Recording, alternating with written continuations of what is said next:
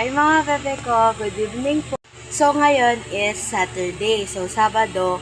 So wala akong lalaban ngayon dahil kagabi naglaban na yung auntie ko ng mga white t-shirt, yung mga polo namin. And sobrang saya ko dahil 5 days na lang yung pasok namin. Pero may halong lungkot kasi iiwanan ko na yung section na matagal naming iniwanan ng mga memories. Saya, pero masaya ako dahil running to grade 8 na kami. And sana sa mga kaklase ko pa rin kayo next year. So, tama na ang chika. So, magpapalaundry ako today. Kasi, konti lang yung nilaban and white t-shirt and puro white lang yung nilaban gabi and konting mga decolor. So, yung iba is nasa baba. So, isang basket at isang bag. Yung isa is kay tita ko. Tapos yung mga nasa basket naman is damit namin. So, samahan niyo ako, magpapalaundry ako. And yung laundryhan lang naman is nasa labas lang naman namin. So, let's go. Syempre, hindi naman ako pwedeng umalis ng mabaho. Charot. Let's go, pabango tayo. Hanapin ko lang dito, guys.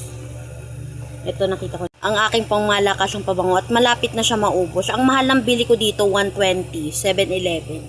Pero ang bango nito. Like, alam nyo ba, this is my childhood na pabango. Ito yung lagi kong ginagamit since elementary. Tama na, daldal. Magpabango na tayo. Let's open it.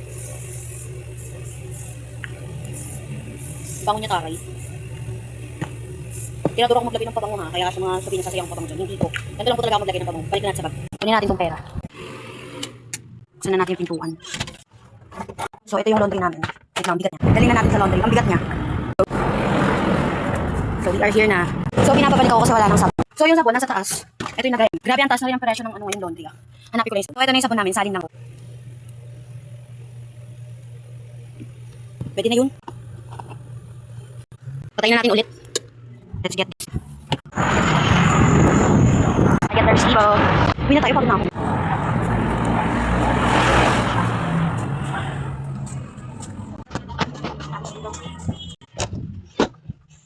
Lagyan natin to dito.